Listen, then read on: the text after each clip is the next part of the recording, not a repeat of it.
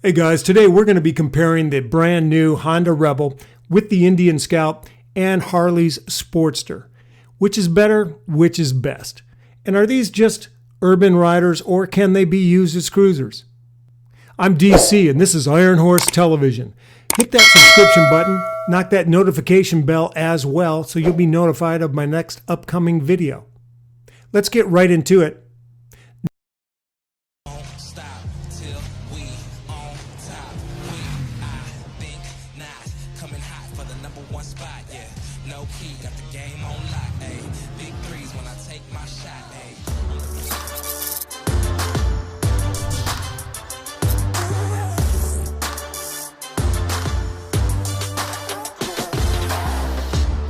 You'll notice some Rebel family similarities at first glance, but under no circumstance should you be thinking that we simply dropped a larger engine into the frame of Rebel 3 or 500.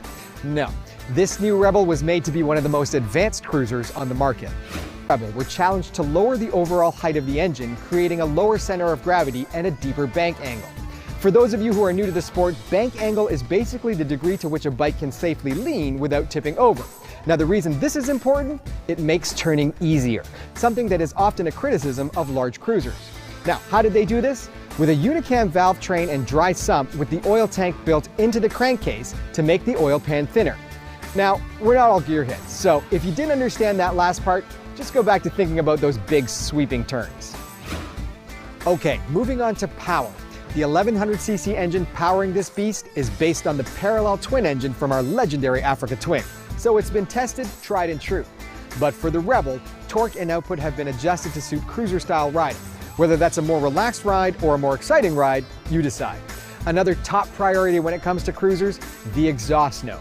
Honda engineers weren't lost on this either. Now, it's a little difficult to explain an exhaust note, but trust me when I tell you that the Rebel 1100 will give you a low pulse when you want it around town and a deeper, more powerful tone as you accelerate. Most importantly, a good, well-tuned exhaust note always says quality and never obnoxious. Okay, styling, check. Engine and exhaust, check. So far, the Rebel 1100 has the makings of a top-notch cruiser, but now it's time to pull away from the pack. Honda's not about to launch our top-of-the-line cruiser with just good looks and plenty of power. Decades of engineering some of the most advanced bikes in the world and technology from our full line of bikes has been incorporated to make this Rebel 1100 one of a kind. Here we go. Standard cruise control, because on a bike like this, you'll go far, trust me. Standard ABS, because you can't always control your riding environment. Honda selectable torque control and traction control. Plus, and I know you're not going to believe this is on a cruiser, wheelie control, which limits lift on acceleration, allowing for strong but safe starts. Because on a bike like this, you know what it means when the light turns green. And finally, this is a cruiser with different ride modes, including standard, rain, sport, and a custom user setting. All of this tech and fine control is accessible to you through this 120mm LCD multifunction display that maintains a simple design, keeping with this cruiser's style. This thing bury the needle, man. Just wow. It's so good. It's so goddamn good. This is the engine that if Harley could reverse engineer it, this engine would save Harley Davidson 100%. They slap this engine into a Sportster, game over, everyone's gonna buy a Sportster. When I was riding this motorcycle around, the main thing that struck me about this bike is just how good the engine was. This engine is absolutely incredible. And I think it's worth talking about because it means a lot to A, American motorcycling, B, the cruiser marketplace, and C, it's just so cool. I mean, look at it. Well, first of all, it's a liquid-cooled cruiser engine, which to the rest of the world might not sound particularly mind-blowing. But from the American cruiser standpoint, liquid cooling's a big deal. And what it's allowed Indian to do is create a motorcycle that goes like no one's business. Here.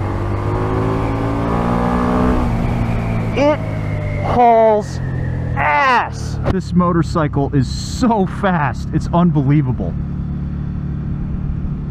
It's such a good power plant. I can't believe that it's this good, honestly. You know, you think American motorcycles, you think really slow, lopey, torquey engines.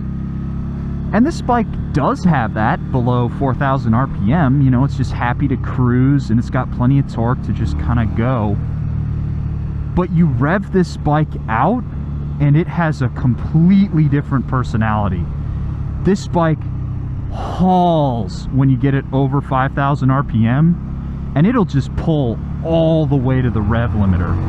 This is like, it's like real bike horsepower. This isn't Harley horsepower.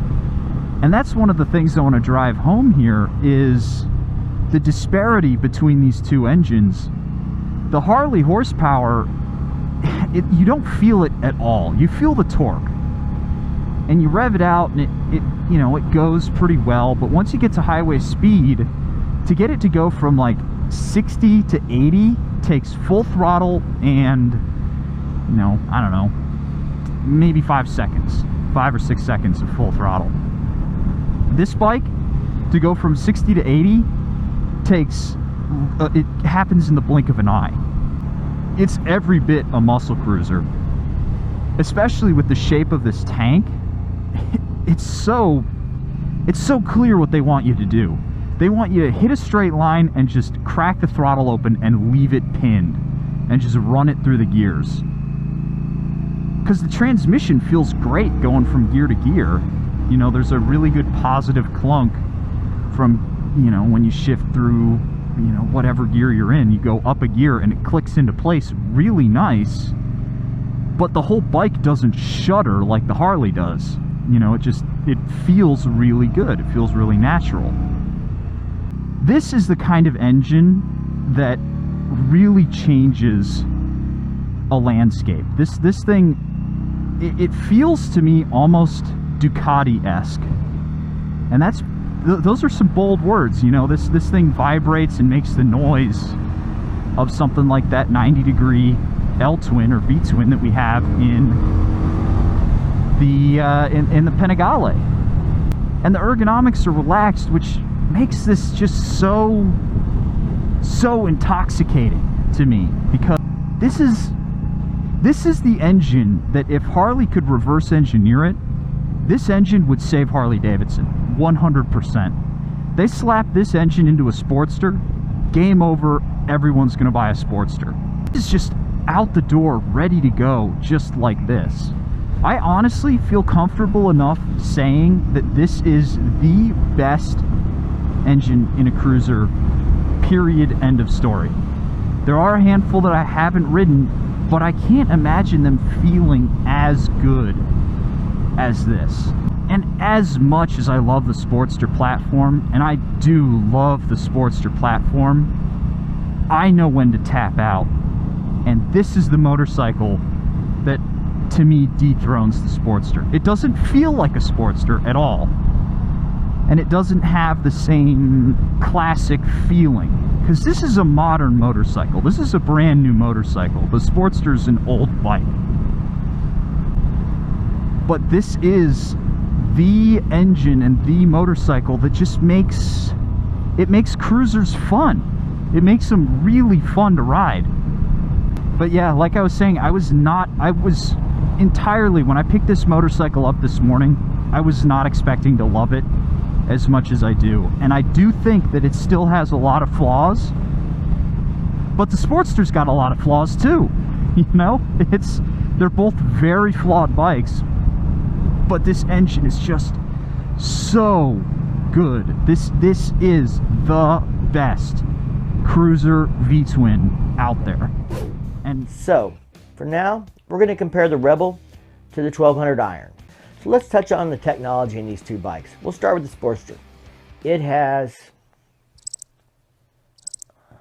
Honda may be hitting this one out of the park based on the timing of this release and how things are going for Harley in the current global market. We need to remember, Harley is a global company, and we can't just look at what's affecting them from a US perspective. Honda's new Cruiser is more technologically advanced and starts at a lower price point. Now granted, the Rebel 1100 comes with a new powerful version of the Africa twin engine that has a few less cc's than the 1200 iron Sportster, but that doesn't mean a sacrifice of performance. Let's take a look at the specs and see how they match up. While having a smaller displacement, the Honda's parallel twin generates about the same torque and exceeds the horsepower of the Harley B twin by about 20% based on what I've been able to find online. Now the Rebel's not out yet, but there's quite a bit of information about it, and this motor is a modified version from an existing bike, so I think these estimates are pretty accurate. But the Honda's curb weight comes in at 487 pounds. That's 77 pounds less than the Sportster. You know what else weighs 77 pounds? 100 cans of beer. Now, that kind of weight is a noticeable difference when you're riding a bike, or especially if you're trying to lift one that's been tipped over. Now granted, I've always felt a heavier bike felt more stable when you're dealing with the crosswinds and high winds off of large vehicles when you're riding on the interstates and highways. And it's also important to note that the Sportster does have a slightly lower seat height. It's 1.8 inches lower than the Rebel, so that might actually make it preferable to those riders that are vertically challenged. Let's talk about the transmission. The Sportster is belt drive with the same 5-speed transmission they've had for years. In fact, much of the Sportster is the same as it has been for years. On the other side of the coin, we have a chain drive with a 6-speed manual transmission, or if you want to drop $700 and take on 22 pounds of curb weight, you can get yourself a DCT model, which has multiple automatic modes, and there's a mode where you can do thumb shifting for those who prefer a more manual level of control. While the DCT may not be for everyone, I can see why this option is appealing to new and young riders, or maybe old riders who have arthritis, or a rider with a particular disability that makes operating a clutch or shifting difficult. Brakes. The Sportster has dual piston calipers front and rear. The Honda has 4 piston calipers in the front and comes with ABS standard. Did I mention ABS on the Harley? No, that's because it's an $800 add-on option. The Rebel also has 4 riding modes, which includes a user programmable mode along with the standard, sport, and rain mode. Oh yeah, and the Rebel comes with cruise control for those long highway rides, something that's still missing on the Sportster. Alright, it's time to get down to the brass tacks, the cost. The Harley Iron 1200 comes in at $10,000, and now that Harley has done away with the discounting programs, you can expect that price to be pretty firm. Then you need to tack on $800 more for ABS to make the Harley comparable to the Honda.